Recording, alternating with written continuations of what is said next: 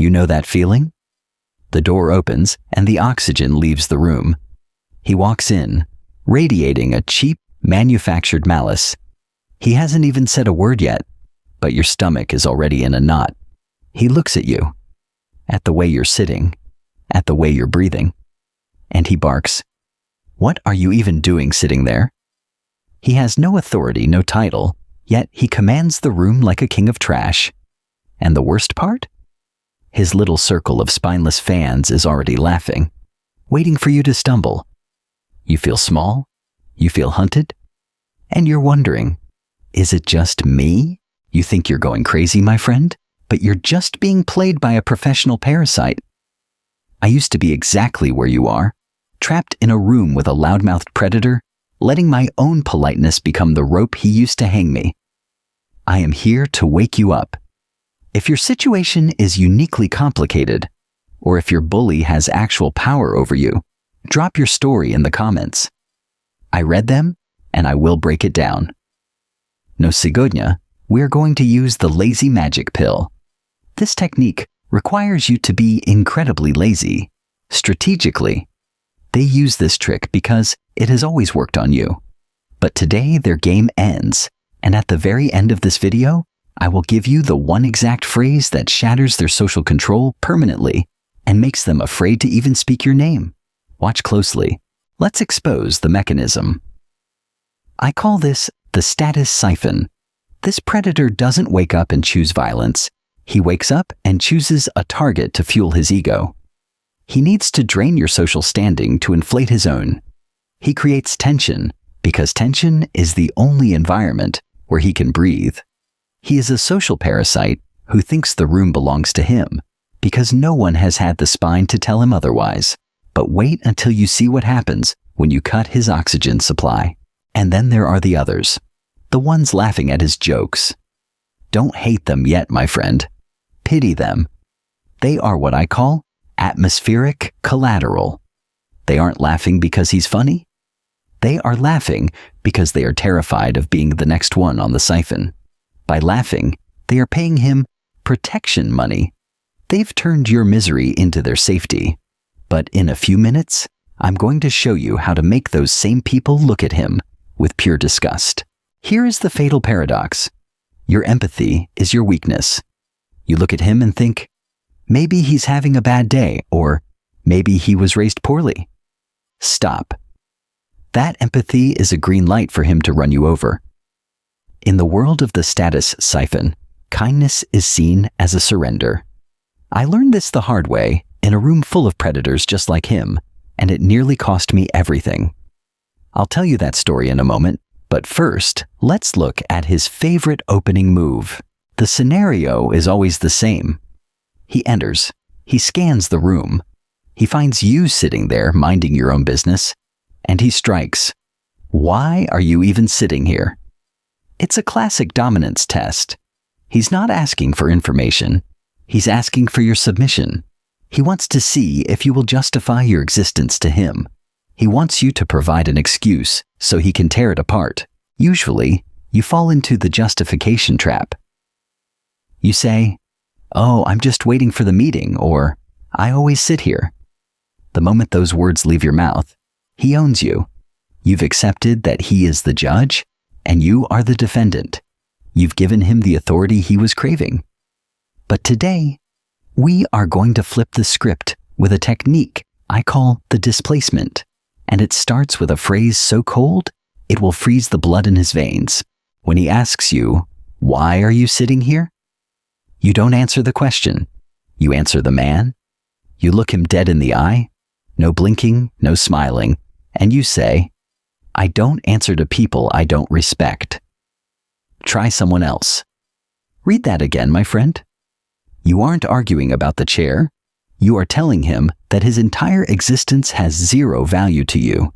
This is the displacement. You have displaced his authority and replaced it with a vacuum. Why does this work? Because a bully's power is a hallucination. It only exists if you believe in it. By saying you don't respect him, you are pulling the plug on his reality. He expected you to be defensive. Instead, he has to defend himself. He now has to prove he is worthy of your respect. But look at him. He's a rude, bitter person who barks at people in the morning. He has no proof. He is empty. Watch his face. The aura is already starting to crack. He will stutter.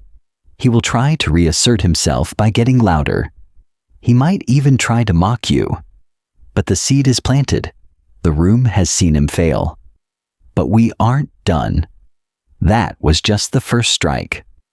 What do you do when he's been poisoning the air for 10 minutes and everyone is exhausted? I have a second atomic phrase for that, and it's even more insulting because it doesn't even treat him as a threat. It treats him as a chore. Now let's address the morning poison. This is the bully who walks in and starts rotting the atmosphere before the first coffee is poured. He is loud, he is rude, and he thinks his grumpiness is a sign of power. It's not. It's a sign of a man who can't control his own life, so he tries to control yours. When he starts his morning routine of barking orders or being snide, you hit him with the social fatigue anchor. You look at him with a face of pure weary boredom and say, "We've been here 10 minutes, and you're already the most exhausting part of the day." Do you feel the shift, my friend? By calling him exhausting, you have stripped him of his tough guy armor and replaced it with a burdensome child label. You aren't afraid of him. You aren't even angry. You're just tired of him. To a predator, being feared is a win. Being hated is a win. But being a nuisance? That is a death sentence for his ego. He is no longer the lion. He is the fly buzzing around a lion's head. Watch the sycophants now. The people who were laughing 10 seconds ago? They're silent. Why? Because you just voiced the one thing they were all thinking, but were too cowardly to say. You've broken the aura of invincibility.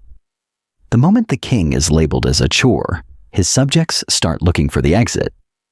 But he's going to try one last desperate move. He's going to try to insult your character or your work to get his status back. This is where you deploy the final nuclear strike. When he throws his best insult, maybe he mocks your seat again or your clothes or your voice. You don't flinch. You don't even look offended. You use the respect vacuum. You wait for the silence to get heavy.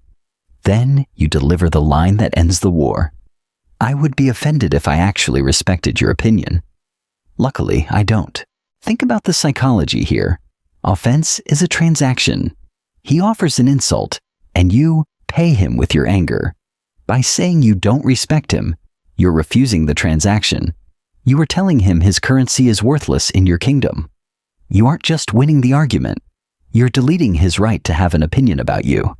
He is now shouting at a wall, and the wall doesn't care. Now, the sycophants. Don't ignore them. Look at the person who was laughing the loudest. Don't say a word. Just tilt your head and look at them like you're looking at a strange bug under a microscope. This is the audience reversal. It makes them realize that by associating with the bully, they've inherited his new status. Exhausting. They will pull away from him like he's on fire. This is the invisible escalation. You haven't yelled. You haven't thrown a punch. But the weather in the room has changed forever. You have trained the predator. You have taught him that every time he tries to siphon your status, he will leave the encounter feeling smaller, more tired, and less respected. He will find an easier target. He will avoid your seat. He will avoid your eyes. But wait, I promised you the lazy magic pill. This is for those who don't even want to use the phrases. If he starts talking and you don't want to waste the breath, use the hairline shift. While he is talking, do not look at his eyes. Look exactly 1 inch above his eyebrows, at his hairline. Keep your face completely expressionless. He will feel an instinctive, agonizing self-consciousness. He will think something is wrong with him. He will stop talking just to go check a mirror. It works every time. And now, for those of you who stayed until the end, here is the master key. The one phrase that shatters their reality if they ever try to corner you again. If he ever tries to act like your boss or your superior without the title, you look him in the eyes You smile just a little and you say, "I'm finished with you. You can leave now." You aren't asking. You aren't suggesting. You are dismissing a servant. The power dynamic is inverted. He is a performance. You are the audience, and the show is over. Walk away. Don't look back. He no longer exists.